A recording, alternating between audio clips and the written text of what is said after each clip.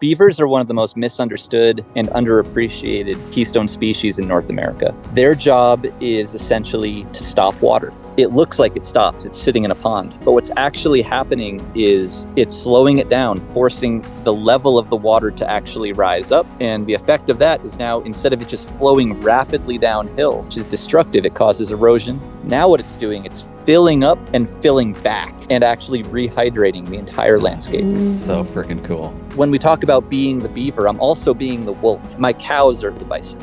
I can run those cows around similar to how a herd of bison would move. And I'm more like the wolf, moving, keeping the herd moving, and also subsisting off of their flesh. You get rid of the apex predator, you get rid of the keystone species, guess what? You have to replace them, or else an ecosystem goes into degradation.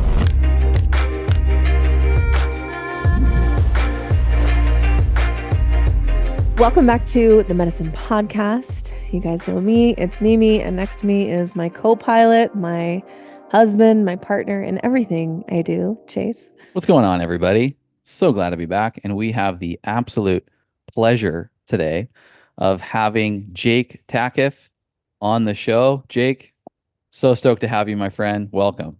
Thank you. I'm grateful for the opportunity, and I've been looking forward to this conversation. Yeah, we are so excited. It's like, you know, some of our conversations on the podcast are really fun, and you know, we're just interested in kind of an obscure topic, and we go deep into the esoteric, and you know, we're kind of in the clouds a little bit. And this is a conversation that is sort of going to be on the other end of the spectrum. It's like the physical, the tangible, like action steps that, you know, farmers like yourself, and even, you know, I'm interested in like everyday people, your opinion there, but like what we all can do to actually heal the earth and make the earth a better place to live. And this is like both feet on the ground. We're talking about, you know, really tangible things that we can all do, and you know, learning from someone like yourself is just, it's a gift to us, and I know it will be to all of our listeners. It couldn't be a better time to have the conversation too, with everything going on in the world and the tools we actually have at our disposal right now. Actually a time when we have the information and we have the tools to actually be making a big difference. So yeah, the time is now. Yeah, I love this. Here. Your tone is one of inspiration, and the work that you're doing is kind of proof in the pudding as it pertains to how much hope we actually have for a better future. And like, oddly enough, even in this space of holistic health, we can get a little bit doom and gloom as it pertains to the biodiversity of our soil and topsoil and conversations that we've had on occasion in our 4-year history of this show. And surely other friends in the space who are content creators have had these types of conversations, and I can't say that they're overwhelmingly positive. And one thing that just felt like a breath of fresh air when we've connected with you, thank you, Niels Tavort, for the intro to Jake, but was this future that I can really subscribe to, that actually lights a fire under my ass to get out there and make a difference. And it's not this sort of like nihilistic perspective that the world's going to shit no matter what we do. And so I'm really excited to open up this regenerative farming envelope and expose the golden ticket to our listeners today. And maybe first, before we get into things, it's been a while since we've had a farming conversation. Jake, we'll get into a little bit about what you do, but first let's just define some terms, like what is regenerative farming and how is it different from what we all know as conventional farming? Yeah, that's kind of the $1 million question. Actually, right now, there's so many people utilizing the word regenerative, and it's like kind of become almost like a buzzword that people use, and it can be used for a lot of different things right now. I'll give you what I believe to be the definition of regenerative farming, but I can tell you right off the bat, a lot of people might disagree with me, and also other people are going to have different versions of it. It's not like the term organic, which has been utilized now for long enough and actually has a group of like enforcers, and you pay to prescribe to it. And it's not like that yet. At this point, there's not really nobody really comes and checks on you. You can say you're a regenerative farmer and kind of do whatever you want still. Yeah. I'll tell you what my version of it is, which is that regenerative farming is thinking way ahead into the future. We're not just pulling off a crop. This isn't just a business where we're just pulling off crops, making our money for the year, and in the process creating damage to our soil and damaging ecosystems. What regenerative farming is to me is looking way down the line and thinking, is this system going to regenerate itself perpetually with or without our help if we set it up correctly? To me, it's that simple. It's the word regeneration. It doesn't need to be overcomplicated. A regenerative system is one that will self-regenerate. And we can assist in getting a system like that installed, getting it up and running, and essentially caretaking it for many, many generations. But I also like to think when we farm regeneratively that we're also setting up essentially the base formula for a healthy ecosystem. So even if we're not here, or if the land goes fallow, or whatever might come, it's like the ball is rolling. We're kickstarting ecosystem regeneration, ideally on a large scale. That to me, and in the process of doing that, we're repairing the soil, we're creating biodiversity, we're working in harmony with nature. So if you're in one region, you're not doing the same thing as someone in another region, because we're not trying to force a practice upon a bioregion. We're trying to go along with what naturally wants to occur there anyway, which reduces for inputs, both organic and chemical. And in best case scenario, it completely eliminates the need for those inputs. And in the process of farming this way, we're going to be creating essentially byproducts of the system. So, for example, it's not, I'm a beef farmer, I'm raising cattle and I sell beef. It's in the process of regenerating this landscape, the best tool I could find to build soil rapidly, sequester water, sequester carbon, create biodiversity, the best tool in my quiver is cattle. And so by running them, I'm repairing this ecosystem. And there happens to be these amazing byproducts coming off of this process: milk, beef, tallow, bones for bone broth. What cattle give us, it's an amazing amount of abundance on so many levels. So, but that's a byproduct. That's not what I'm not doing everything so I can have those products. I'm getting those products as a result of regenerating my landscape.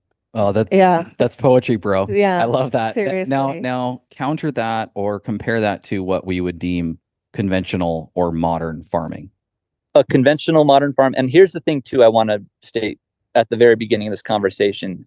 I never at any point want to seem like I am trashing or talking down upon my fellow farmers who are utilizing a conventional process. The farmers in this country and the farmers of the world, we on every level, whether you're conventional or not, people are doing their best with what they have in a lot of situations and could be stuck in certain patterns. So when I bring up the negative sides of these farming practices, it's not the farmers that I believe are the problem. I believe the farmers are trying to feed their families and get through this life in a way that they're able to. The people who I am going to be trashing are the people who have those farmers on a leash. Yeah. That's my issue with conventional farming. It's not the farmers. I love my fellow farmers. It's the fact that there is these gigantic chemical companies, pharmaceutical companies, and the lobbies that go along with it that basically have conventional farmers on a leash. And those are the people who I'm going to trash, not the farmers themselves. I just want to be very clear about that. No, it's appreciated because I think that that disclaimer is necessary, because in this conversation, this broader conversation, I think there's probably a lot of really good, farmers that are wanting to do good out there, just like teachers, just like doctors, but sometimes it's the system around them that doesn't allow them to thrive fully. And it takes someone like yourself coming in and saying like, actually, there's this whole other parallel structure that you can jump into. So I think that disclaimer is beautiful and perfect and totally understood. In this little cup, I have my favorite way to enjoy MushyLove, which is in combination with cold milk. We drink raw cow's milk, and I put it about 8 ounces of milk in with about a scoop and a half of MushyLove. That combination, like the cold version of MushyLove, tastes like liquid graham crackers. Like, I shit you not. If you don't know yet what MushyLove is, it's our mushroom elixir with 500 milligrams of chaga, which is amazing for gut support. They call it the king of mushrooms. And then 500 milligrams as well of tremella mushroom, which is the beauty mushroom. And she is most known for holding 500 times her weight in water. The more hydrated we are, the more plump and dewy and fresh and young our skin looks. Plump and dewy. For MushyLove, go to getmushylove.com and you can use the code MEDICINE for a nice little discount that we only give to our medicine podcast listeners. The issue is that essentially the practices that they are addicted to, their grandparents weren't using those practices. The practices were brought in one at a time and built upon until now it's this monster that nobody can wean themselves off of. So what is conventional farming in comparison to regenerative farming? When we talk about regenerative farming, we talk about weaning ourselves off of inputs, not just for environmental reasons, but for financial reasons. What's going to tank any operation is inputs. They're expensive and they only get more expensive every year with inflation and with what's going on politically. Inputs only get more expensive and hurt the farmer more and more every year. So whether you're a regenerative farmer or a conventional farmer or anything in between, I think we can all agree inputs are expensive, and if we can avoid them, it's not a bad thing. However, in conventional farming, it's an input-based farming method. So you start with your seed. Let's say it's a GMO corn seed, and it's going to be Roundup ready. So already you're committing to glyphosate as an input. You're also probably heavily dependent on fertilizers and possibly pesticides and maybe other herbicides around the edges of the field. So we're talking about from the beginning, a system that's heavily reliant on inputs from start to finish.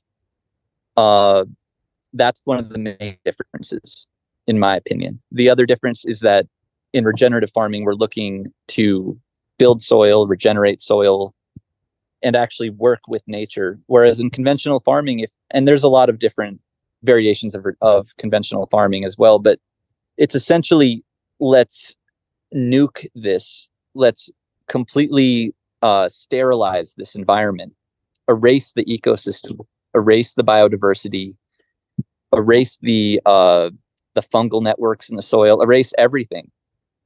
And every year start totally fresh. So we're going to till it, we're going to spray it, we're planting it, we're we're applying our inputs throughout the year, we're harvesting it, and it's done. Maybe you put in a crop of some cover crop for the winter, some kind of wheat or whatever else, but all in all, you're kind of just rotating between annual crops that produce a one-time product, and then they're getting tilled back in, and you're starting over again and again and again. And every time you start over, you have less. The first time you start, you might have actually some pretty deep, rich, nice soil.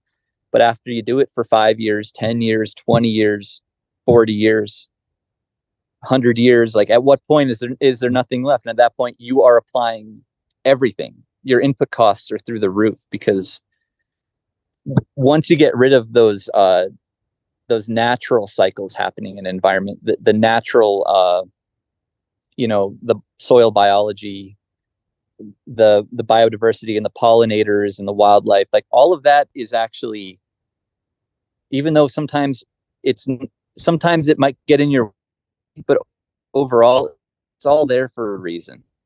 And you don't want to just get rid of all of it. Otherwise you have to compensate for it. Mm-hmm. Yeah. And in conventional ag, you're literally just, you're not utilizing and working with nature. You're completely annihilating it and putting in your own infrastructure every year.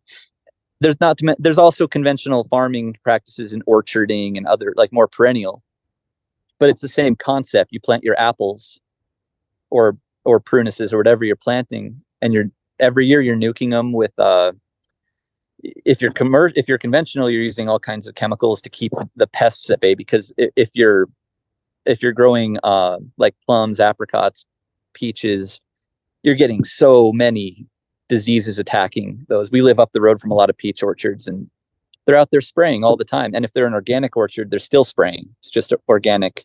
It's just copper instead of whatever else. So you're just fighting. You're constantly fighting it.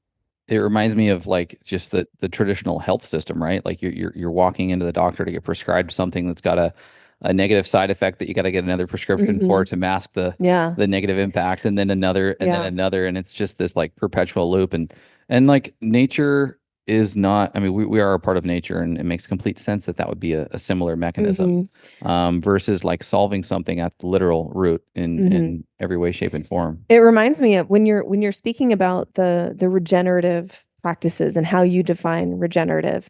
It's like, will this regenerate itself? If humans were away and gone, like, could this keep, working without the human inputs, so to speak? And it reminds me of like a human body, almost like if there was a doctor that was like, hey, your immune system is trash because you've been taking antibiotics for 20 years. We need to rebuild your gut. We need to rebuild a healthy microbiome in your gut so that you can, your immune system can operate on its own when you come into contact with viruses, bacteria, pathogens, etc., instead of relying on an antibiotic or an antiviral to kill everything, to wipe out everything. Let's just build up your immune system. And it sounds like it's exactly what you're doing.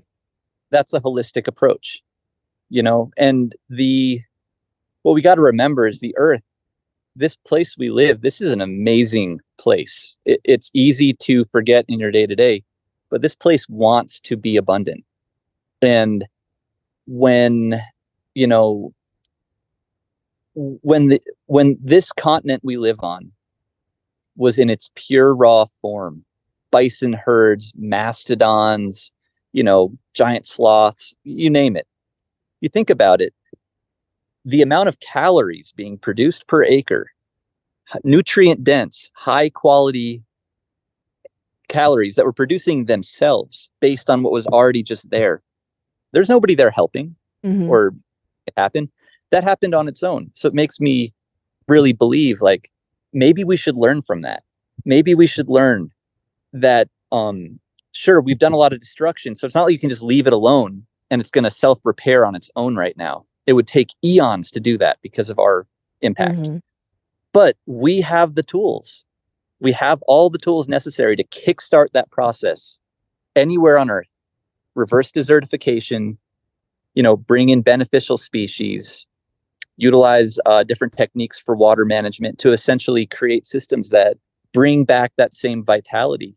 And, and obviously when you're farming that way and when your system is booming with that kind of vitality above ground and below, it's creating a product that is so incredibly healthy for the consumer. And that's the other big difference between regenerative and conventional farming is what are we putting in our bodies? Are we putting into our bodies food coming from, a monocropped field that's had tons of chemical exposure? It's been shipped halfway across the world. It's been touched by way too many hands, and you have no real relationship with it. Or do we want to build our bodies out of food that is coming from a system that is exploding with vitality? And ideally locally, ideally something that isn't coming from far away. On so many levels, we can look at it. You say this is the grounding episode. You're not going to get to it into the ethers, but you can go there if you want. There's a lot of crossover. Yeah. There's a lot of crossover. We are what we eat. And I think we eat on a lot of levels, not just physically. I think that what we eat is so much of who we are and how we walk through this life. Absolutely. And I think that's why our ancestors were so incredibly like powerful people, such powerful, strong, vital people, because they were eating such raw nutrients right off the earth. It's almost like with convenience comes, the more convenience you have, the less vitality you have, because you're not having to work or expend that energy or build that relationship with the food or with whatever the thing is. It's like there's this inverse relationship with convenience and vitality. Absolutely. And on so many levels. I have to, my wife and I, we were making sauerkraut actually earlier today, and I had to remind her because it's so easy for us to forget. I'm like, man, not a lot of people probably do this anymore. You know, we like grew cabbages, harvested the cabbages, and we're up there chopping them up, mashing them down in a bowl with salt, packing them in our crocks to ferment them because we want sauerkraut for the winter. And we surround ourselves with a lot of people who do similar things to us, so it's almost normalized, these kind of actions. But I had to remind my wife, and we kind of had a good laugh about it. We're like, this isn't normal, is it? Not normal. Yeah. We're the healthy weirdos. Yeah. Well, love it. Well, just the patience and the reverence for the Yeah. process, you know, like I can't honestly say that I've got the ability to do that. I've made my own kimchi and sauerkraut. I haven't in a while, but we can get back to it. So let's get into a little bit about what you do exactly. You know, spoiler alert, Jake is a farmer, everybody. But there's some unique components to your work in addition to the fact that you're a regenerative farming expert. So maybe a little bit about what you do. You know, you have a farm yourself, and then you do some farm consulting, and then a little bit about, you know, your story. Why did you fall in love with regenerative farming, and why this work? I guess I'll jump right into that with how I got into it, because that kind of goes into the farm I have. When I was young, I was in high school.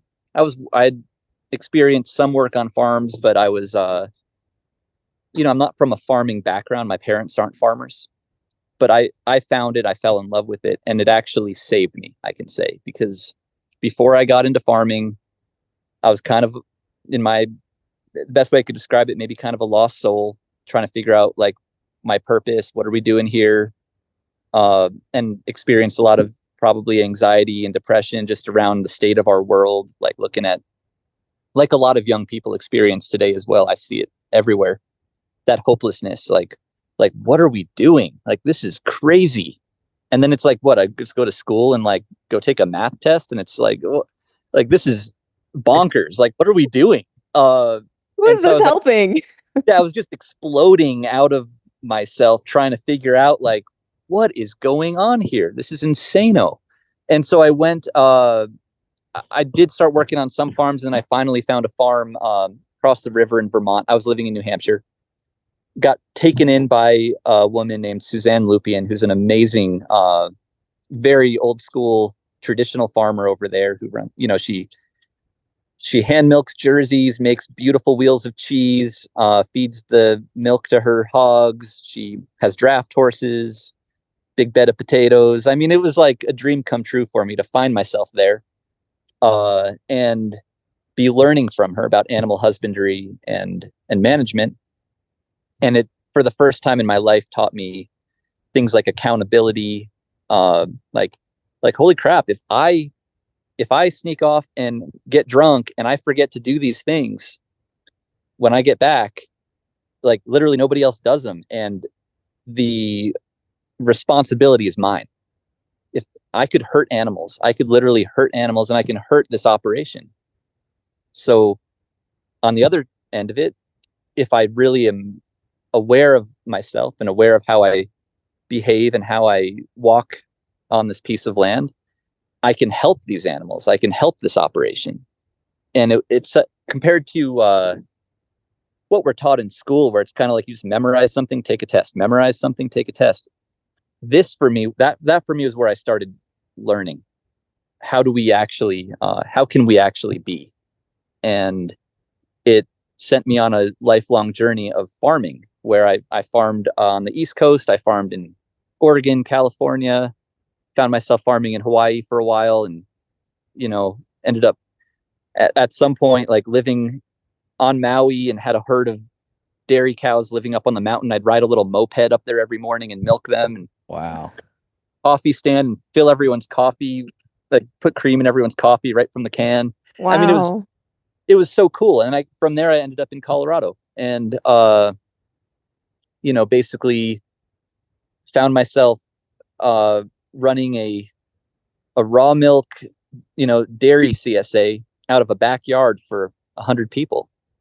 And it was all of a sudden I was running that pasture over there, and I had cows on that pasture over there, and I had 2 cows, and I had 8 cows, and I had 16 cows, and then I had to get out of there because I was like, we're kind of blowing up the scene. And that was when I decided, basically, I sold almost everything I had over there, including most of my livestock, put everything I had into purchasing land in Western Colorado. And that was where I began the journey on this farm, which has become, for the listeners, it's called Cedar Springs Farm. I bought this place in 2000, in the winter of 2016, and I got it for cheap. It had no water rights. It had 40 acres square with not a whole lot going on. And I was like, that's perfect, because I could tell walking around the farm, oh, it does have some groundwater. Oh, it's got really beautiful topography. If I start working with this, I could probably make something happen. And that was also around the time that I met and started working with Mark Shepard, who's like an earthworks water management wizard. And working with him and starting to learn with him as well, we were able to basically take this piece of land and transform it from sagebrush and knapweed into a grasslands, biodiverse grasslands covered in, all kinds of species of grasses, legumes, forbs. We've planted probably around 14,000 trees now on this property. Wow. Wow. Fruit trees, nut trees, mulberries, elderberries, you name it, and planting them with the earthwork system that we installed. So essentially, what I looked at on this property was, okay, here's what little water is available to us during these little times a year. How do we maximize that? And taking that, spreading that water evenly across our landscape on contour, having it all soak into the landscape. All of a sudden, we're not losing any water, no surface runoff, no wastewater. And what that started to do to rapidly repair the landscape, how it was mimicking almost the activity of beavers, replenishing the hydrology and bringing the water table up. And so the effect of that was, oh, look, springs. Now there's springs here, and there's a spring over there. And I've lost track of how many springs there are now, because the more that there are, the more that I work with, and then the more that there are.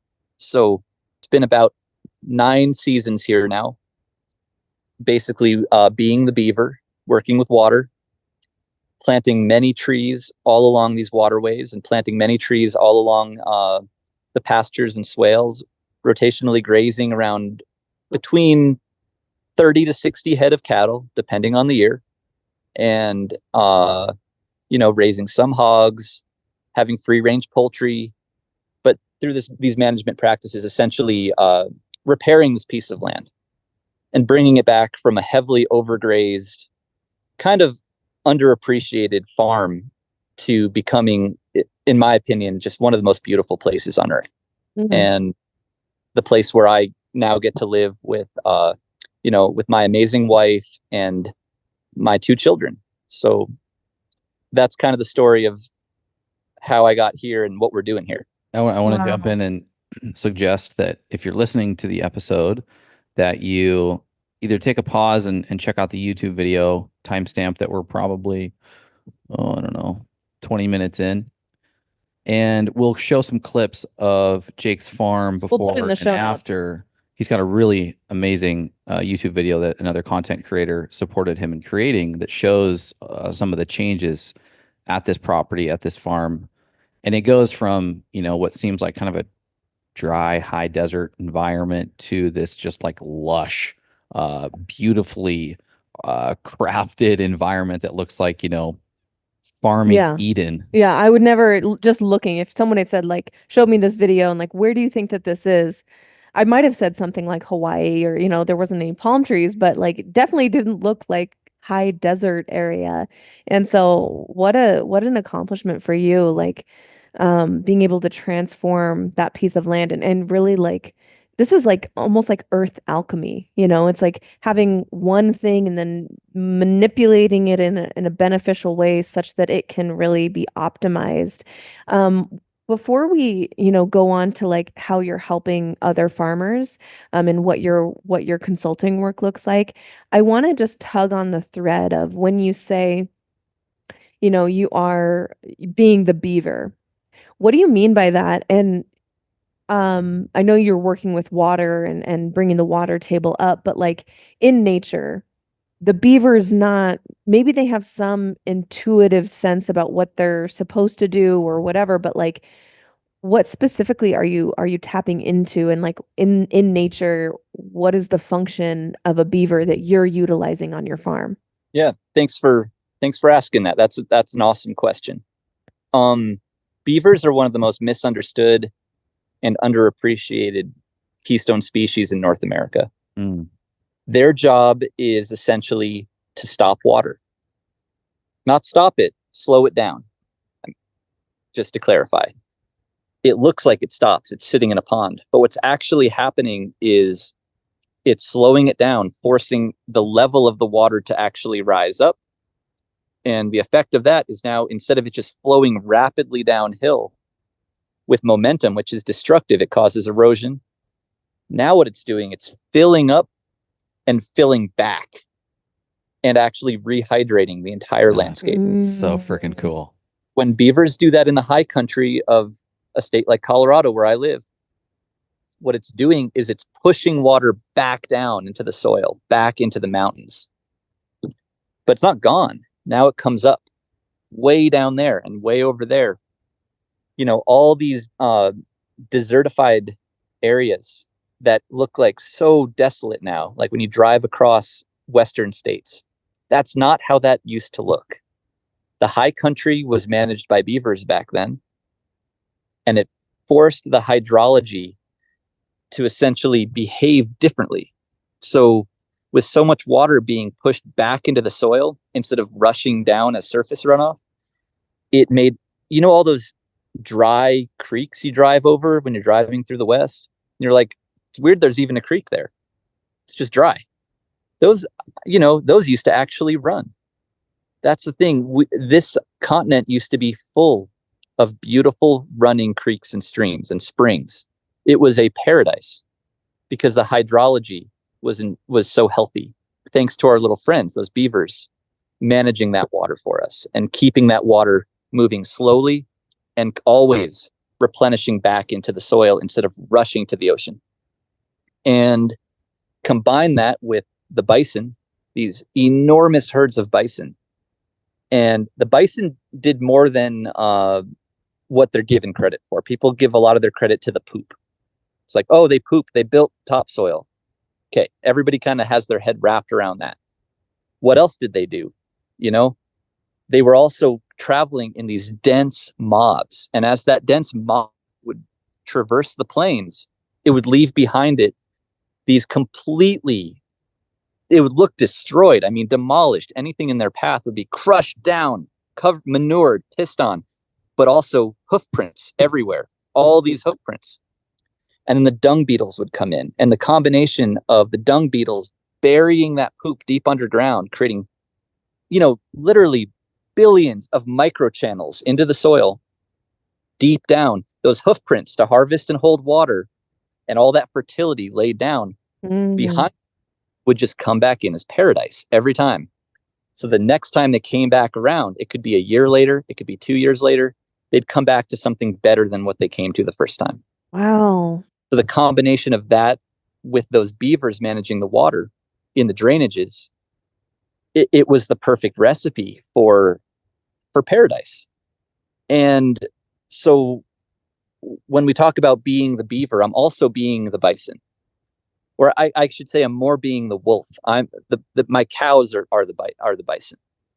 My cattle on this farm It's not a huge herd. It's not a herd of 10 million bison, but I can run those cows around similar to how a herd of bison would move.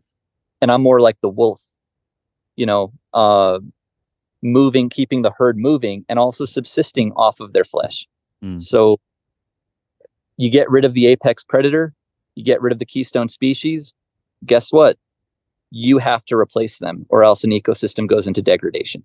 Being the beaver, I'm starting in the highest locations I can on my property, topographically, finding the highest points I can stop water, slow it down, make it backfill, spread it out. And then as I do that and watch the effect of it, I'm watching it affect everything below and finding more zones where I can affect it. It's almost like less is more. I don't have to do much. Just keep finding those potent locations where a hydrological adjustment will essentially bring out so much more potential in your landscape. So that's what when I say being the beaver, I mean interacting with my landscape the way a beaver would look at it. Like, hey, spot where water will flow. Even if it's seasonally, start damming it up, building it up, spreading it out, slowing it down, and then do it again and again. Yeah, I love that. Thank you for that explanation. It's so wild that like beavers have this instinct in the wild, in nature, to do this. Like, what is directing them to do this? You know, they're just born with these big chompers. It's kind of like, of course. I mean, of course it is. Of course, I know, it's not random. Of course, I know it's not random, but man, it's just like you have to stop and just like, wow, one animal has that much, or two animals, you know, have that much benefit to an ecosystem long term. It's just like, it's very elegant and like honestly just beautiful the way that nature regenerates, and it has this intelligence similar to our bodies, how our bodies just have this natural intelligence that we just kind of mess up. It's regionally, it's different in every region too. So here, for example, the keystone species I want to mimic would be the regionally appropriate species: beavers, bison, and wolves. If I go down to South America, it's a different approach. Right. They actually tried relocating beavers to I forget what country it was in South America, but it was devastating for their ecology down there because they didn't have the correct trees. And beavers in North America subsist on willows and poplars and softwood riparian trees that rapidly coppice back and regenerate, and thrive with wet feet in those locations. In fact, as beavers, when a beaver cuts down a willow tree, it's going to plant 100 more willow trees, because the original willow tree it cuts down is going to sprout back, and all the pieces of that willow tree that the beaver puts everywhere, and all the pieces of the dam, those all sprout too. Because as long as they have contact with water or with wet soil, they're going to also, willows are covered in rooting hormone in their bark. So they evolved with beavers to essentially notice when, you know, a piece of them has been relocated from the original tree, now hits contact with wet soil and water. Perfect. Good location. That's a new willow tree now. So you remove the beaver out of context though. And now what have we done? We've tried to force an idea upon nature instead of working. So that's what I mean. Even regenerative practices and regenerative concepts have to stay within context and be regionally appropriate, and also for each individual farmer. Well, that makes it makes sense, and that nuance is really important, because it's not just like a universal script that you apply, which is what we want. We all want just to give me the playlist. Give me the to-do list. I can follow. Protocol. I just want to be able to mass apply the same thing across a diverse landscape. That's human nature. We do it in everything. I just want the recipe. Just give me the recipe. It's efficiency. It's like, okay, just give me the steps so I can execute with efficiency. But like the answer is always, well, it depends. And it basically depends on the relationship that you develop with that land itself, understanding its history, the context by which it's arrived at this particular state, what it may be missing and or having too much of, etc. It's so fascinating, and so many parallels. You know, it's like, and maybe this is a nice dovetail into, you know, what you do as a consultant, or however you categorize this. But you know, those who've been conventionally farming, or even just farming with practices that have left them with diminishing returns, I would imagine they reach out to you, not unlike someone who's leaving the mainstream medical establishment with significantly worse off health than they were prior, and finding themselves a holistic practitioner or a functional medicine doctor or a naturopath or something along those lines, and they're going, throw your hands up in the air. I'm ready to take the natural approach.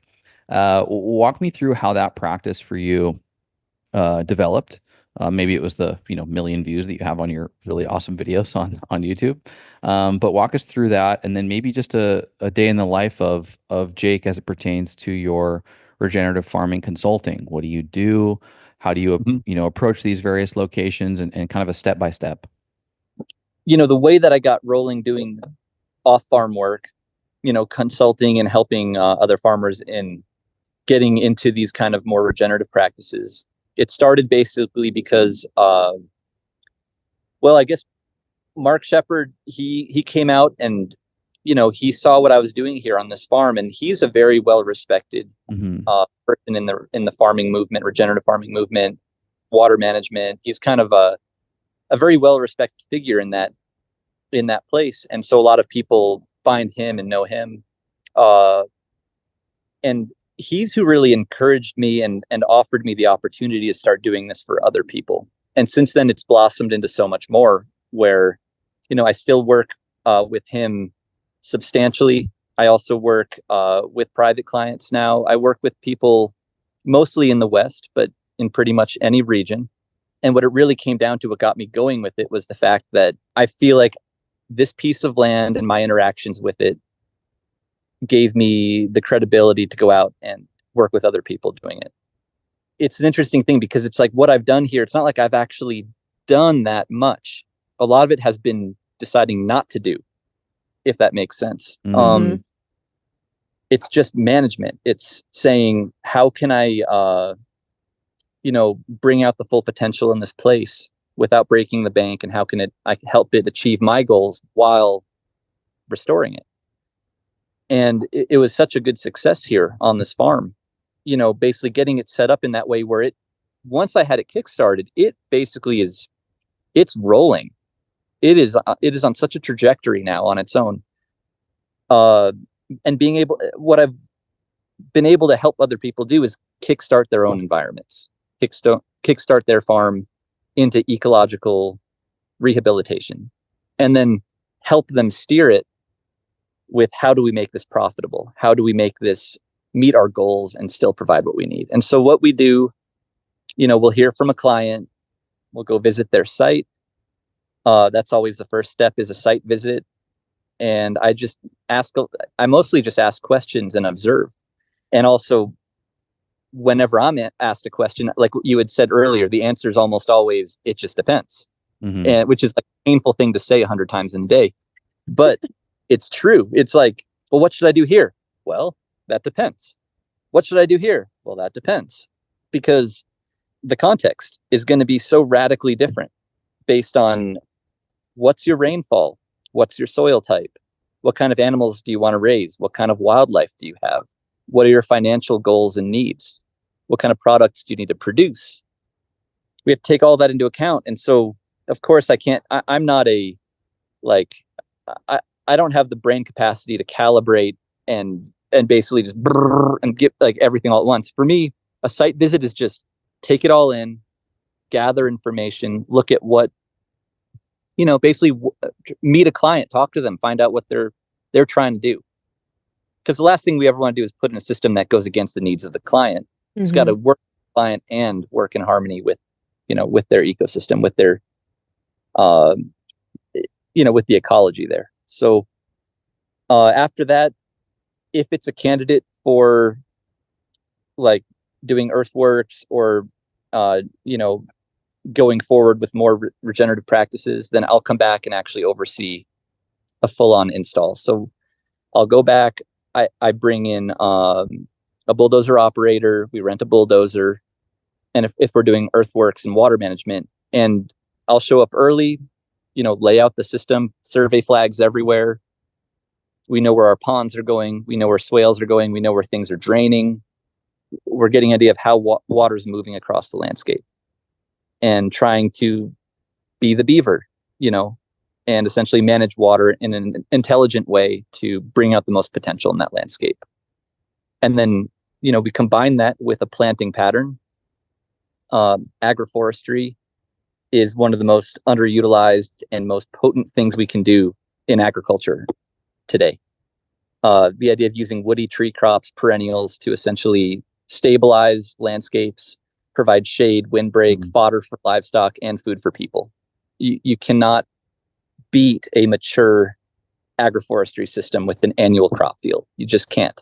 So can you give an example of where you've applied that and maybe what the result was?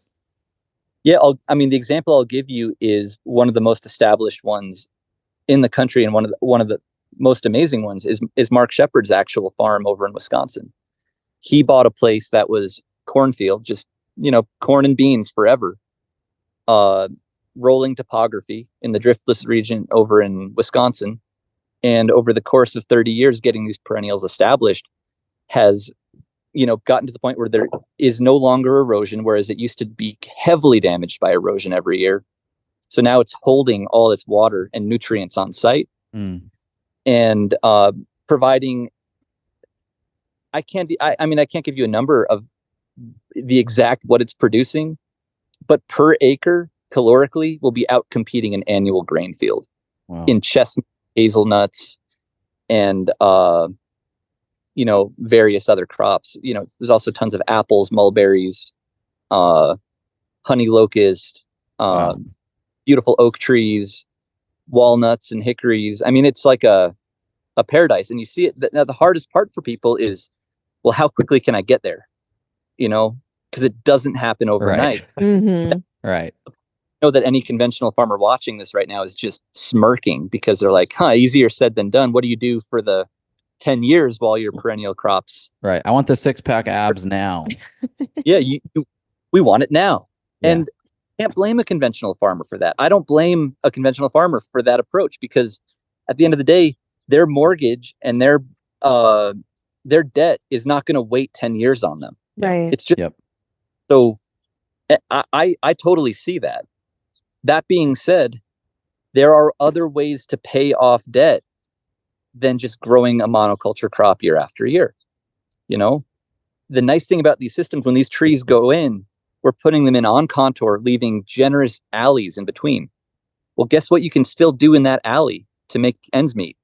You can still row crop it if you want to. You can still, while that agroforestry system is maturing, you could still grow corn and beans as long as you need to until those trees mature. You could also run cattle and hogs. Beef, to me, is, makes the most money on my farm than anything else. Running beef on my system while the trees are maturing is what pays the bills. So beef is amazing. It basically grows itself on grass, which is an abundant resource in a well-managed system. You have to move fencing, but it's not that hard. And the final product, you throw it in a freezer. It's good for a couple of years in a freezer while you sell it. It's not like harvesting peaches, where you work all year for a harvest window of like a week, and Right. You've got to sell them, because otherwise they all turn into mushy juice. It's not like that. We're talking about a very shelf-stable product that has a very high value. Grass-fed beef fetches an enormous premium. And if you have enough acreage to, run a substantial herd of cattle through your alleys while your trees are maturing, you're essentially running a silvopasture system at that point, where the fertility from the cattle is making your trees actually grow faster, because they're manuring them every time you run them through the alleys. And it's basically how you pay the bills until the trees are mature. And then even after the trees are mature, you keep running them. So now you've got 2 or 3 or 4 different income streams coming in instead of just corn. Yeah, no, that's great. Speaking of beef, this is a perfect segue, because one of the things that we really wanted to talk to you about is sort of bursting the bubble on what so many of us see on the news and mainstream media, and this, plant-based diet sort of push on humanity right now, that plant-based everything and fake meats and lab-grown meats, and the cows are ruining the earth, and cow farts are it's going to be the death of humanity, and all of these things like about cows and going meatless and all these things. And can you please explain why that is not actually reality, and how the plant-based push is not necessarily the answer or the miracle that they're saying that it is? Absolutely. I mean, the plant-based mindset, the plant-based approach is based on a massive, massive miseducation. It is information that has been twisted and turned on purpose to essentially create a situation where a very large amount of people now believe they can do their part by not eating meat. And or by just telling you, like let's just talk about what is a cow, because I think a lot of people, they go right to cows are bad. What is a cow? Right? So cows are large, or I guess today they're large compared to a mastodon. They're not so large, but they're pretty big ruminants. So what a cow is essentially doing, it's a large mass of meat, some muscles, bones, internal organs. It's got a head just like us, and it's going to walk around, sometimes run in a field. And what it's going to do every day, it's going to seek out food. That's what it's doing. It's looking for food and water. It's also considering social aspects of the herd, calves, whatnot, but it's mostly thinking about food and water. And what a cow is designed to do is take in massive amounts of biomass that is unpalatable to us. We're not going out there and eating grass and alfalfa and pigweed. We're just not doing that. But cows are, and they're loving every moment of it. What is the grasses and the alfalfa and the pigweed? It's this incredibly magic thing that happens. We're going to get ethereal now. Like what you talk, we're going to go there just a little bit. Yeah, let's do it. Please do. There's this infinite resource, this infinite thing every day, all day, this beautiful energy, sunlight hitting the ground. As long as the sun's burning, we have infinite amounts of it. It's an ethereal thing. We can't touch it. We can feel it on our skin. We can see when it's here, when it's not here, but we can't really touch it or feel it. However, it hits that plant, hits that blade of grass, combined with that grass breathing in carbon essentially, and taking in carbon, working with carbon in the soil, working with fungal networks, working with all these mysterious things we don't even understand. The combination of that ethereal energy with the alchemy that the plant is, participating in, makes it grow. What does that mean? It made more matter where matter was not before. So we just turned sunlight into something we can touch. We can touch it now. The plant. So there's a lot of it though, like lots of it, more than we can eat, more than we could deal with. We wouldn't even want to eat it. A lot of it's not palatable or digestible to us. But these cows, these beautiful animals, they have these huge, very specifically designed digestive systems that are going to intake that biomass. Microorganisms living inside of that animal are going to interact with that biomass and break it down and build muscle on that animal and make it even more tangible for us now. Now it's something we can eat. And what comes out the other end of the animal, it's essentially sauerkraut. It's fermented, slightly broken down plant matter that's now going back onto the soil and redistributing that fertility across the top for dung beetles and all kinds of soil microbes that are going to feed on that. So we're looking at a incredibly complicated, magical, beautiful process that we cannot reproduce in a lab. We just can't. In a lab, not take sunlight and make it into food. I truly believe that, cows are sacred. Cows are, like, sure, back in the day, it would have been cool if all those bison were still here and available to us to eat now, but they're not. Next best thing we have is cattle, and they're actually easier to manage. So it's all right. And the thing about this beef, the thing about the muscles of cattle, when they're fed on a biodiverse diet, when they're free, when they're foraging, they're being moved constantly through a system, they're drinking clean water, and they're out there interacting with that, with the elements, with the wind, with the sun, with the rain. And then you slaughter them and you eat that meat, like you're taking in all of that. That's what we're building ourselves out of. That's the building blocks of our bodies now. Went from sunlight to plants to the rumen of cattle, into the muscle mass of those cattle, and then into us, and all the elements and everything in between. So that to me is just like amazing. I love it. And I can't, figure out why anybody would think that we could do better than that. Right. Now, I fully understand too, raising cattle on a feedlot, on conventionally grown corn, on pavement, that's not it either. That's different. There's still a lot of alchemy and magic going on. It's not necessarily the kind I want in my body. Right. And here, you stop eating meat, it's like you're just not voting anymore. Don't stop eating meat. Use your dollars and vote. Go buy meat from somebody who grazes cattle on grass. Mm-hmm. The best thing we can do, in my opinion, for this planet. Because if you switch to a plant-based diet, you're essentially turning your back on this ancient process that is so important, not just for our health, but for the ecology of the planet. We rely on ruminants for regeneration and for land restoration. Mm-hmm. And without, we can't do it without them.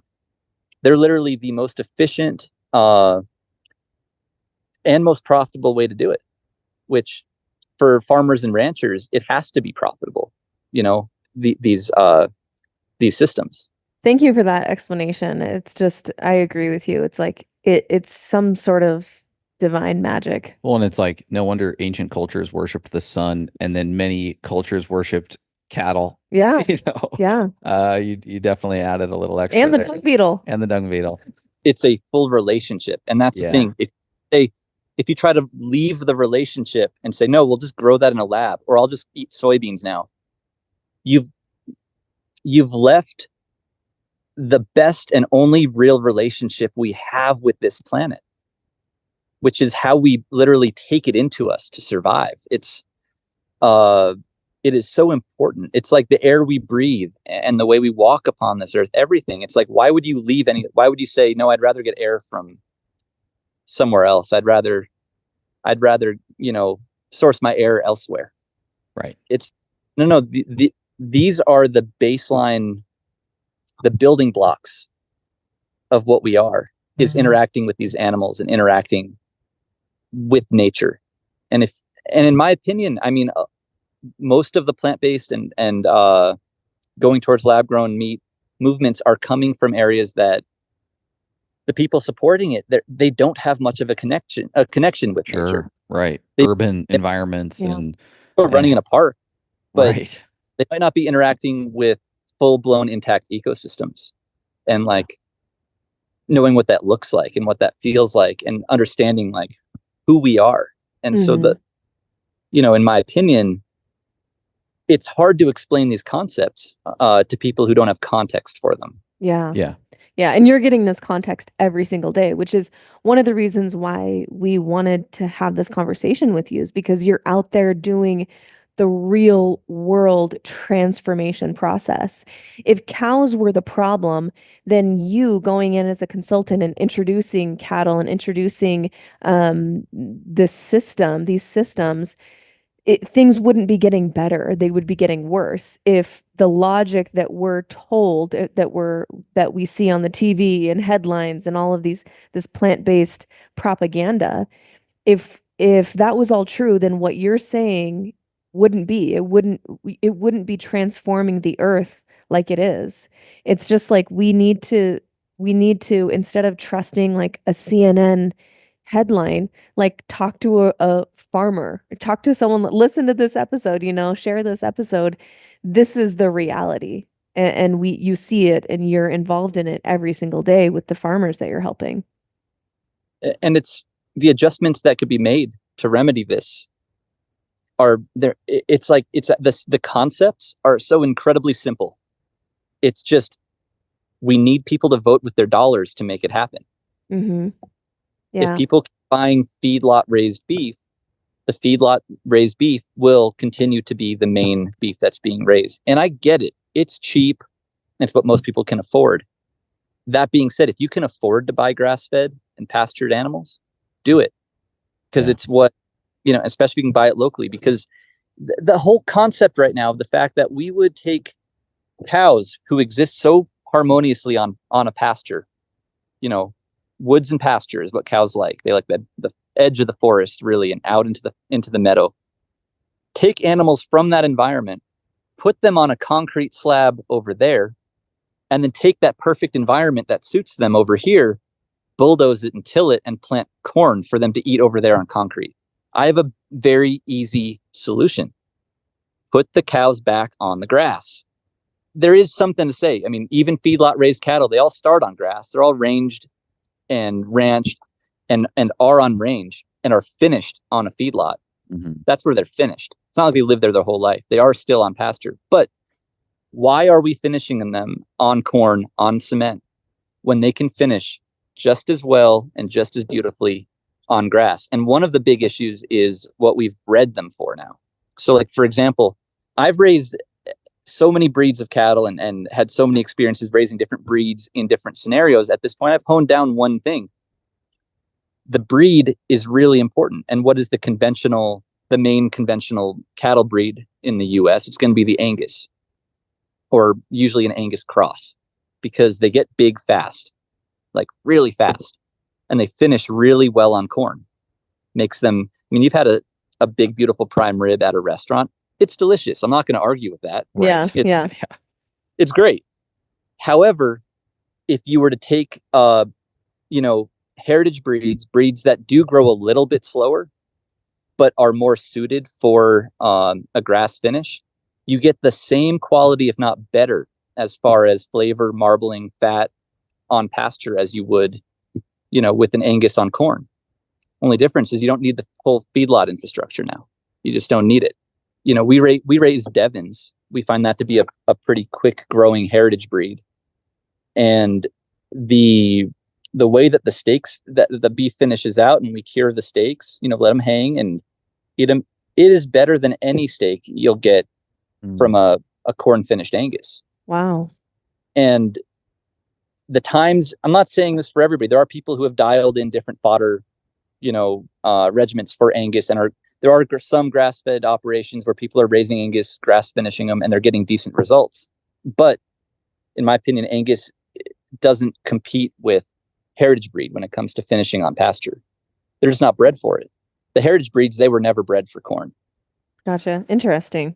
Well, I would love to move into some myth busting. You've really just inspired us, but hopefully the listeners as well. Like that, there's just so much hope to be had in this space, and along the lines of some of the fear mongering that many of us might hear, and many of the headlines as it pertains to the current state of farming. I do want to offer you an opportunity to bust some of these myths, starting with the infamous Bill Gates and his ideal future for farming.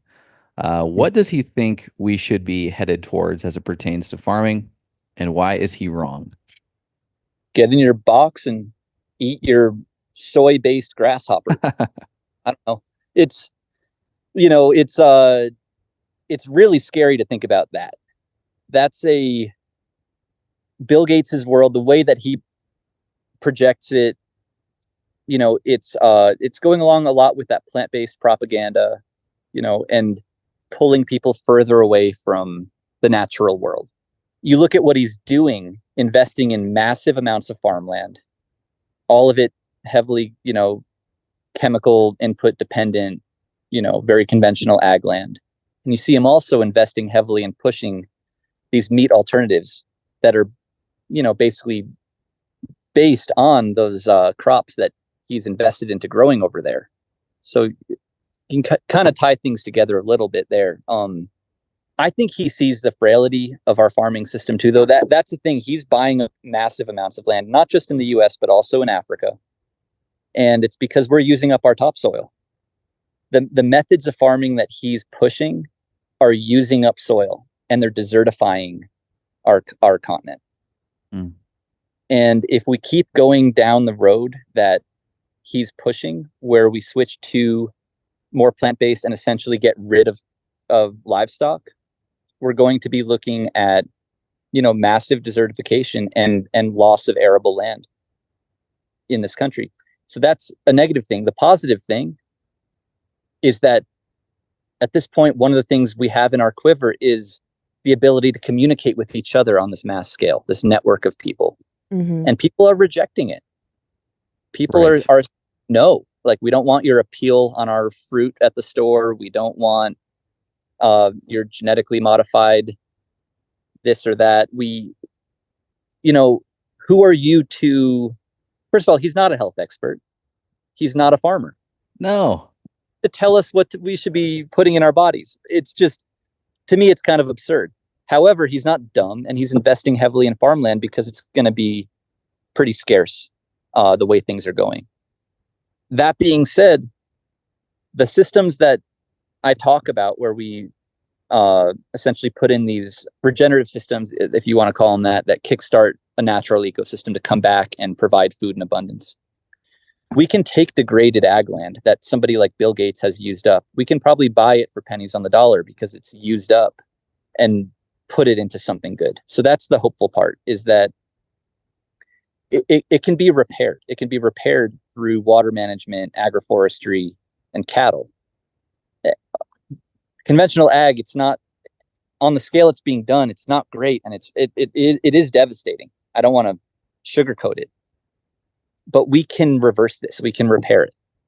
And I wish that people like Bill Gates, instead of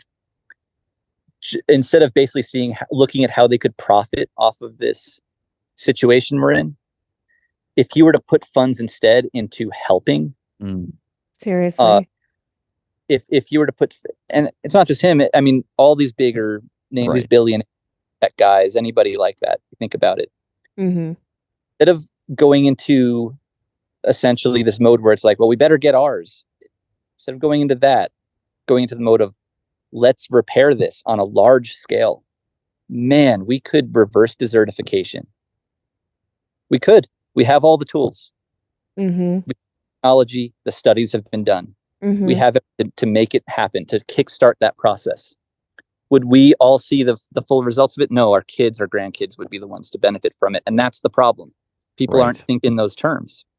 That is something that just baffles me when we talk about, people like Bill Gates or other individuals that are like, pressing their thumb down on us for like gains right now for them because Bill Gates doesn't have enough money yet or something. Like, when is enough enough?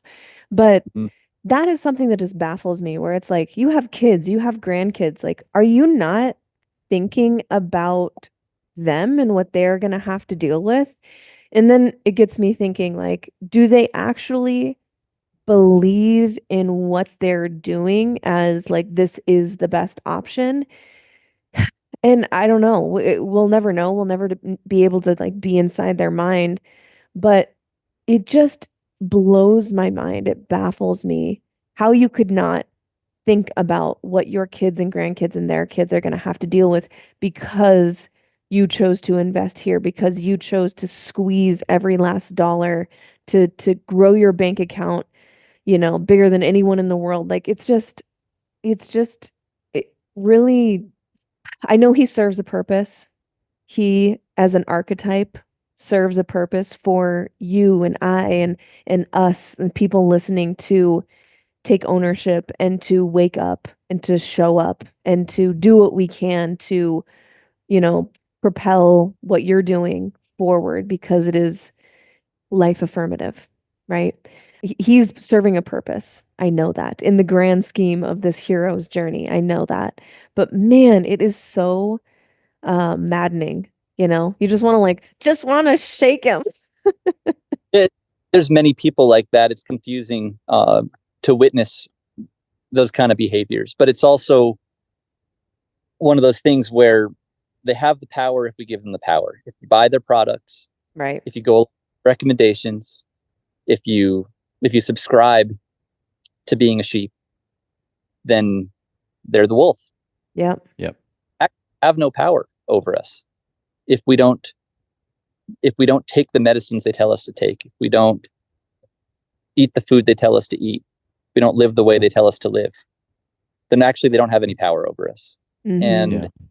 And that's the thing. We, as humans living on Earth right now in this totally bizarre time, I know it's all like everybody probably says it's a bizarre time when they're alive, but Sure. This is pretty darn weird, guys. Yeah. Yes. We have all the tools. We have the ability to really turn this around. And what it's going to take is people committing to do it. And one of the things that unfortunately is the main thing that gets people to change their practices is dollar bills. It's not just, you can't tell just anybody, hey, do this because it's better for the environment. Hey, do this because it's, morally better to do. But if you say, hey, if you do this now, you're going to actually make more money and get out of debt faster. And in the process, just happens to be really beneficial for future generations. Mm-hmm. Yeah. The money is an incentive. And that's why I cannot drive it in enough times that you vote with your dollars. You can vote for one dummy or another in an election. But when it comes to where you spend your money, Mm-hmm. that's dictating the processes that occur around us to bring us the products we use every day. Yeah. Yep. Oh, yeah. Yep. I mean, any one of us can look around and 15 years ago, organic was basically, it wasn't, it was a thing, of course, but it wasn't a buzzword. It wasn't oh, I need 100% organic, USDA certified, whatever. There was people here and there that would focus on organic, and now, or there wasn't really many options in the grocery store. And now with people basically demanding organic, wanting organic, paying for it, it trickles out and it changes. And now, sometimes the organic section is bigger than the conventional section in certain grocery stores. Yeah, it happens. Cigarettes is another case where, our parents grew up with everybody and their dog was smoking a cigarette. And now it's you really got to search far and wide. Maybe it's vaping now, but you do have to search far and wide for somebody that's consuming cigarettes on a daily basis without social shame, So great reframe, Jake. I appreciate the reframe. Another myth, doing nothing is conservation. Maybe myth bust that one for us. Great one. And it's one of my favorites because it's so prevalent right now.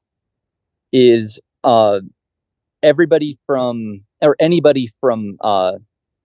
private landowners up to conservation foundations and people who put in, or nonprofits that put conservation easements on large tracts of land, people managing BLM grazing, national forests. Across the board, we're looking at a situation where people are kind of prescribing to the idea that we have to leave nature alone. We're seeing, for example, anything from I'll give you one example. People are buying up grazing leases for public land to do nothing with those grazing leases, to stop cattle from public land. That's one example. So the answer there, or the thing to look at there is grazing cows bad, or is the way they were being grazed not responsible management? And can we do better with management? So it all comes to management. Doing nothing is about the worst thing we can possibly do to an environment where we've already done this much. If we had come here and done nothing, we would probably need to do nothing. But we came here and we did a lot. We removed the keystone species that managed this landscape.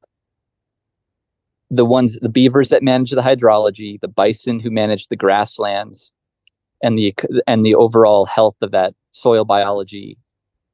We removed the wolves that pushed them around. Doing nothing now, it would be like, what are you going to strip mine somewhere and then just leave it alone? No, you got to rehabilitate it.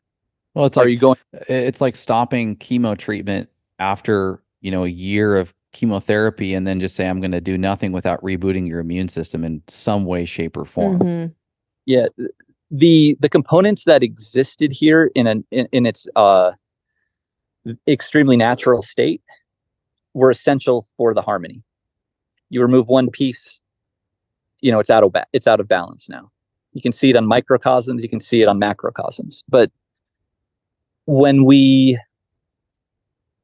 do nothing now, we're allowing it to continue to degrade rapidly. Now, the alternative is to say, let's take this responsibility and be accountable for the damage we've caused and kickstart a healthy rehabilitation of these ecosystems. Everybody right now, for example, they're afraid of global warming. They're afraid of climate change. Well, guess what? Buying an electric car, it didn't do shit. It didn't. Yeah. Going plant-based, it didn't do a goddamn thing. Yeah. If you make a difference, think about what's going on underground. Think about the soil biology and its interaction with those plants, and those plants' interactions with those animals, and everything's interaction with the elements, and how that is working constantly when it's in balance to sequester massive amounts of carbon into the soil, more than a city can produce. If ag land is managed properly, and forests and national forest and BLM land is managed properly, it's going to sequester way more carbon than we can possibly produce. And the byproduct is, guess what, guys? It's beef. It's nutritionally dense, healthy superfoods called, beef, pork, raw milk, hazelnuts, chestnuts, walnuts. If you don't want to eat meat, eat nuts. Don't eat corn and soy. It's like, we need to not be focusing on these fear words that like Bill Gates will bring up constantly, like climate change. Go plant-based because of climate change. Don't eat beef. Cows are the scapegoat right now. Mm-hmm. It's like, actually, let's talk about how an intact ecosystem and a holistically managed system is so harmonious that it's going to sequester way more carbon into the soil than we're capable of doing by driving a Prius. And the thing is, it's like, it's not that difficult of a concept. It's just people aren't educated about this. People are hung up on and scared. People are scared. But we have all the tools. And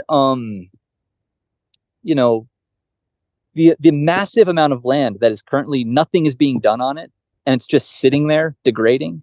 If it were to be managed properly, managed in harmony, managed with ruminants, managed with agroforestry when appropriate, managed with water management if appropriate, all of a sudden this whole thing is turning around, and it's all through not no management. If we remove the natural cycles, we have to step in. It's that simple, or else we all eventually die, because the system can't support us anymore if we push it to that extent. But that's not something we have to do. We know how to step in, and within context. Like, for example, out of context is not helpful either. It's not like Colorado, for example, reintroduced wolves recently. But guess what? There's no bison here. So what's going to happen? Well, the wolves are going to harass ranchers' cattle and all get shot. That's not really good. Didn't help anything. I have nothing against wolves. I think that wolves are an incredible apex predator, and they're awesome in so many ways. But I don't want one around my ranch without the context of the full ecosystem. So otherwise it's just out of context. And that's actually a scary thing. So yeah, when we say doing nothing is conservation, it's actually the opposite. of conservation. Conservation is stepping in and being accountable for the damage we've done and being willing to do the work to rehabilitate these ecosystems from the top down. Yeah, love that. Thank you for that explanation. And again, coming from someone who's, doing this day in and day out and sees the transformation of when we do the right things and have the right inputs. Last myth bust here. Mainstream agriculture and conventional farming is, quote, more affordable. How do you disprove that statement? I mean, it's pretty simple in a way. It's also very complicated in other ways. It's more affordable, and it's more of a comfort zone, and it's less risk because it is a system that has been built upon and is supported by these industries. So we can talk about government subsidies. We can talk about, chemical companies and big pharma. The way it's set up, once you're in their system and working with them, it's very hard to get out. And you might make enough money, but the cost, you're going to drown in the cost of the inputs you're buying off of them. I haven't looked what the average price is of what somebody's making an acre on corn this year. But what I can tell you is we can do a hell of a lot better with cattle. We just can. And if you're being subsidized as a farmer by the government to grow crops, it's not much different than being on food stamps, in my opinion. And it's not very fair to the farmers who aren't being subsidized. So if you're going to take money from the government to grow a crop that's not even really that profitable, and it's not even really feeding the world, a very small percentage of corn goes to human consumption. Right. Very small amount. It's biofuel and then livestock feed, which, they eat grass. They can eat grass. They don't need corn. So it's not necessary. So if it's an unnecessary crop being grown at an incredible expense, when you think about how much diesel you burn, how many chemical inputs you throw down, to think of it as being profitable, it's kind of a mind bender for me. Especially when these subsidies are coming from taxpayer dollars, Taxpayer dollars. And then if you go to the store and were to buy a pound of ground beef, I can guarantee it's going to look cheaper to you than if you bought a ground beef out of my freezer. And why is that? Because you prepaid. Tax dollars went towards government subsidies, whereas I didn't get anything. I didn't get subsidized for running cows on pasture in a way that, in the ways that I like to do. Do I feel like I want a subsidy? No, I don't actually want one at all. But I do want it to be a fair playing field. If you're going to subsidize some people farming, you kind of either got to subsidize everyone so that it's a fair market for those who are also producing products, or subsidize nobody and let it be an actual free market. Mm-hmm.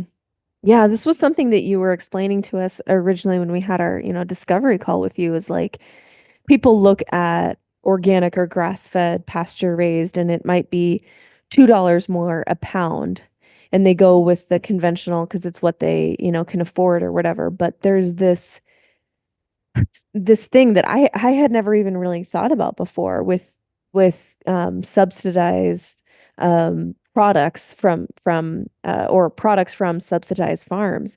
You've already paid for that with our taxes, and then you're putting more towards that system. It's something that I don't think many of us think about, when we're in the grocery store and trying to save a buck here and there. It's like, man, you're better off putting that money towards the farmers and the farms and the systems that are actually helpful. But yeah, I don't think most people are thinking about that.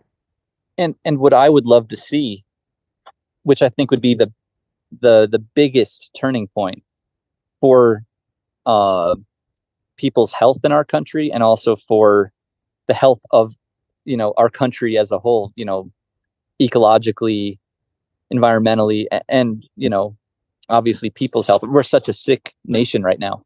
And you got to wonder why. It's a whole other rabbit hole we could go down. But if there's one big thing that would be a huge turning point, is if people started buying from farmers again. Mm-hmm. And every region has farmers. There's people raising animals, almost everywhere. Some places it's easier than others. Some places there's different practices you would be exposed to, and maybe you want a grass-fed, grass-finished, but this farmer raises them on pasture and maybe finishes them on corn. And you know what? That's still better than going to the store. And then if you buy meat from them long enough, you can start actually swaying what they're doing, because you're a paying customer and they want your business. So interact with the places where your food comes from. It's there's such a disconnect between farmers and consumers right now. There's so many middlemen. There's so much that goes on, so much shady stuff. And by the time you get your food, you don't know who, what, or where is really going on with it, if it's coming through the store. And such an easy way to remedy that is to cancel out all the middlemen. Buy from a farmer. And if you don't know a farmer, if you're saying, how am I supposed to meet farmers? It's like, get on the internet. There are lists of farmers everywhere. There are websites that are specifically designed to, you put in your location, it brings up local farms around you and what they produce. And yeah, it's going to be a little bit more expensive.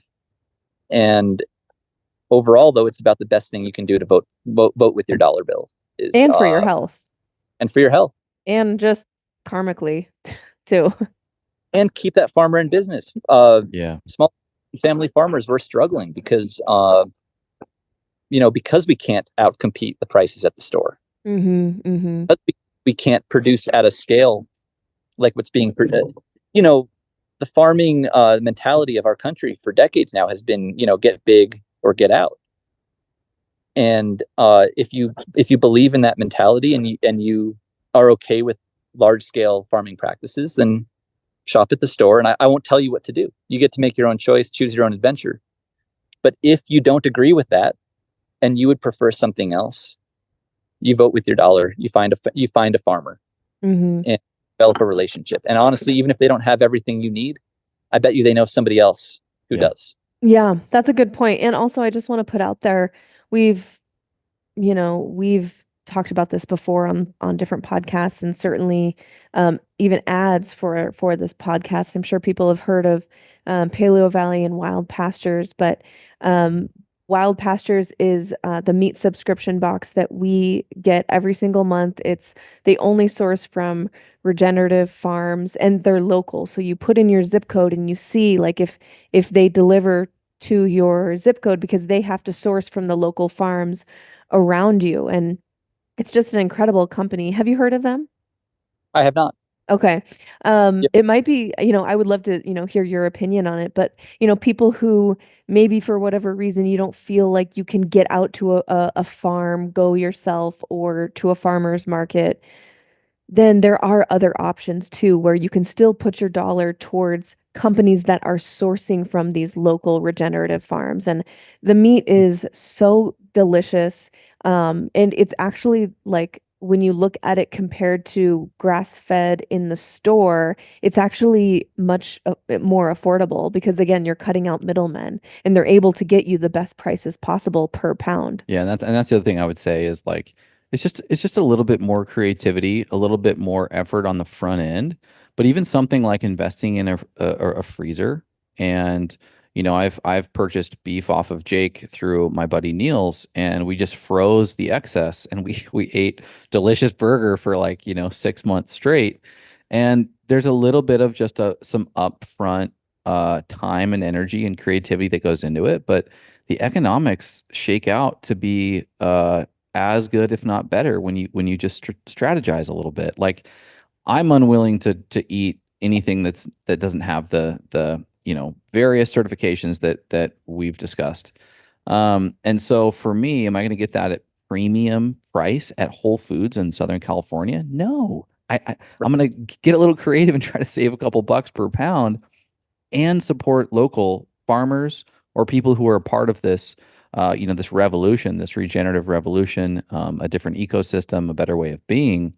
And it just takes a little bit of effort. And I swear to God, it'll pay off both energetically, but even practically, financially. And so you nail on the head as it pertains to all of this being something that can actually shake out to be, quote unquote, more affordable. And on the farming side of it, like how you brought up the creativity part of it and having to get creative. As farmers, we have to get creative too. So, like, for example, I live in rural Western Colorado where there isn't much of a market for what I'm producing. There's some. I do sell some meat locally, but I've had to work hard over the years to develop relationships with basically groups of buyers, mostly individuals like Niels, and then other like Dr. Bronner's is a big supporter of us. Yeah. And then in Denver, we work with certain people as well. And so, several times a year, we fill up the truck with chest freezers, plug in a generator, and hit the bring. We'll bring meat out to groups of individuals who are going in on a bulk order of meat. So they save a bunch of money. They're getting meat they feel really good about, and they're getting to meet the farmer and shake my hand when I drop it off. Mm-hmm. Southern California or in Denver or wherever they might be. They don't have to actually, like you said, with the butcher box idea, they don't actually have to go out and find a farmer necessarily. With social media these days and with the internet and what's available with the tools, you can find a farmer who actually, does what I do.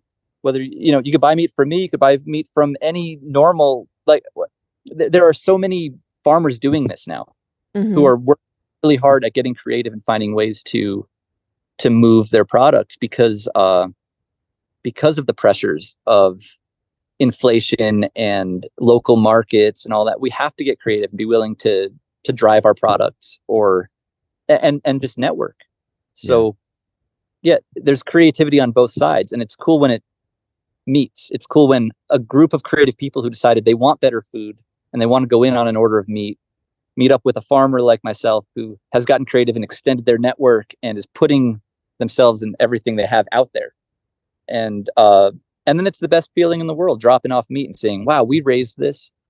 This is literally the sunlight our farm has collected over the course of time that this animal's been alive.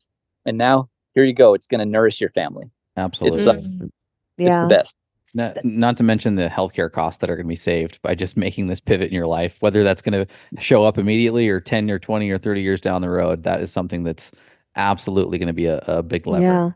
Yeah. The company that I was talking about, Wild Pastures, is the meat subscription box. And then they have a sister company, Paleo Valley, that again, sources from regenerative farms, and they have like meat sticks and collagen bars and things like that. But they're actually based in Colorado, and they have what's it called? I think it's called Wild Pastures.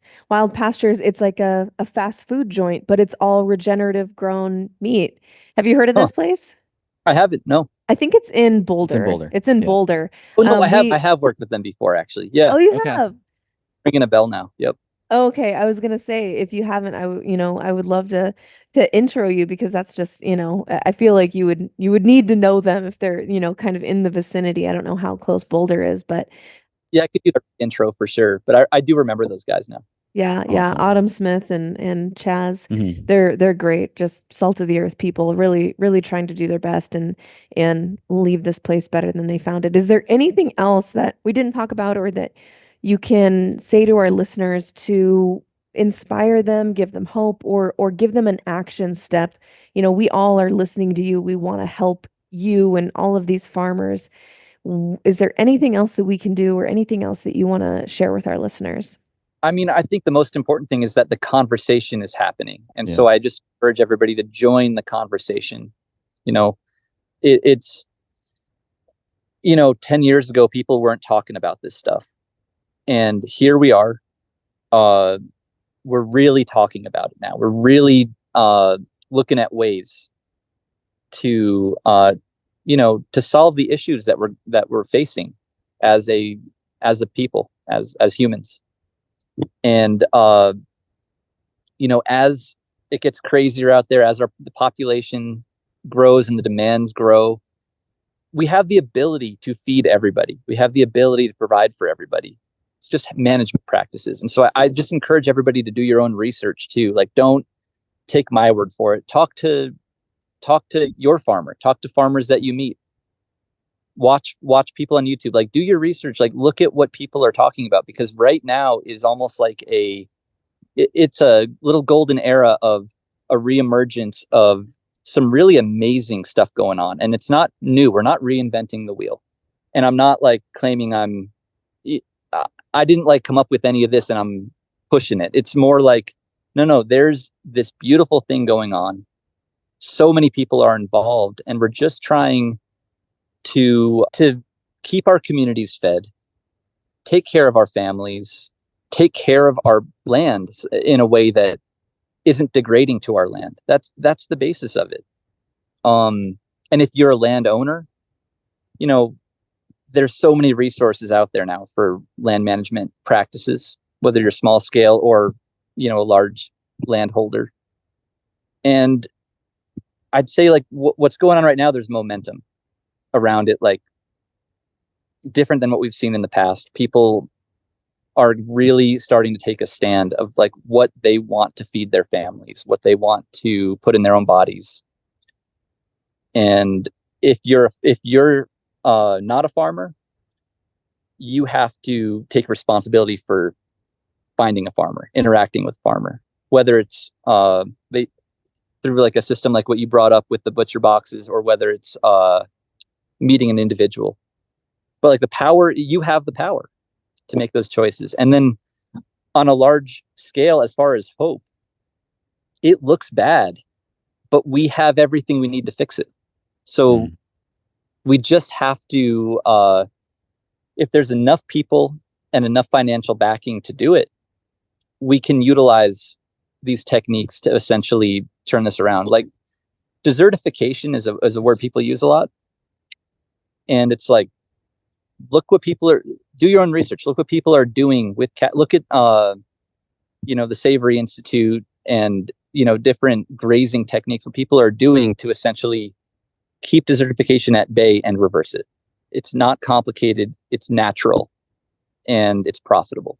So vote with your dollars and just join the conversation. And like, if you can afford to buy something better, buy something better. If you can't afford what's better, buy meat. Don't buy a bunch of grains and seed oils. Like, to me, it's still supporting ranchers is really important in our country right now, because ranchers are having a hard time. So even if it's a corn finished product, you're still supporting a ranching family when you buy beef. That's a great insight. That's a really great point. Yeah. Thank you. Thank you so much, Jake. Where can people find more about you? Would you point anyone to a particular location if they wanted to learn more, ask more, get involved directly with you? Yeah, we're on Instagram, and it's just our farm name, Cedar Springs Farm. And we try to make it educational about the practices we use. It's also a lot of just cute pictures of my kids, like milking cows and running around the farm. If you check that out, bet you'll enjoy it, and it'll inspire you too, whether you're a farmer or not, just to see, what we've been able to do on this place. It's completely replicatable. It can be done in so many different regions on Earth, and it's also scalable, so that we can actually, provide the nutrients needed at scale for our communities, and not just, poor nutrients, but really good, vital, healthy nutrients. So we're in the lifelong study of getting a little better at it every year, so that we can, do our part to help other farmers as well. Yeah, this is the definition of paying it forward, for sure. You are a light worker, my friend, in every way. Yeah, we are so grateful for you and the work that you're doing and the knowledge that you're spreading. And yeah, we're just honored to be able to share your mission, and it's just so important. Well, I'm grateful. Thank you all for basically being willing to, talk to me about these subjects. I know it's going to trigger people, and I know that even when I re-listen to myself talking, it's always like, I always try to question myself too, so these are subjects that aren't the most easily digestible for everybody, and people have strong opinions. So thank you for being willing to dive into it, and let the conversation continue. Let us continue to learn what is actually highest and best, because what I say today, we might find something better, or maybe somebody out there already knows something better. Maybe they'll chime in. I just want to acknowledge the fact that, the whole point of this, what we're doing here, what I'm doing with the consulting and helping other farmers, we're trying to learn. We're trying to establish better practices, because whether I have the answers or not, what we're doing right now ain't working. And, I believe that as a community as a whole, we do have the answers. It's just, we need to keep that communication open between all farmers, and remember that we're all on the same team, and I want to see farmers be free. I don't want to see farmers on the leash anymore. I want to see farmers able to pay off their debt, provide for their families, and do something they feel good about, a legacy where their land is, better for their kids, not degraded more for each generation, but better for every generation, because that's true wealth. That's the kind of wealth that you can't replicate. That it's a wealth that lives beyond us, and it's us as custodians, and it's about just leaving something a little better than we found it. Yeah. Hear, hear. Beautiful. Yeah, love that. Thank you so much for sharing your wisdom and gifts and knowledge and time with us and our listeners. And if anyone wants to, if there's by chance a farmer listening that's interested in this your practices, they can just DM you on Instagram. Is that fine? Yeah, on Instagram is and I'm pretty sure another way to reach out to us too would be through the consulting, and I can give you that email later if you want to throw it up on the in the show notes. Yeah, on the show notes. Perfect. Yeah, check the show notes, you guys, if you're listening and want to contact Jake for his consulting work. Just want to make that available just in case there is anyone listening who wants that. Yeah, and that email would go to my wife, who actually manages the whole admin side of what we do. So grateful for her doing that work. Yes, thank you. It takes a village. That it does. Mm-hmm. All right. Thank you so much. Thank you guys for hanging out with us and listening. Please share this episode if anything touched you or made you think differently about this. Like Jake said, the most important thing is just keep talking about it, keep the conversation going. And this is why we spend time on this podcast, and all the things that we do is spreading this good information, so we can continue to spread some light. Thank you for hanging out with us. We'll talk to you next time. Okay, bye. Thank you so much for listening. If you enjoyed that, check out right over here for some more fun clips. Oh, and you're going to want to subscribe. Bye.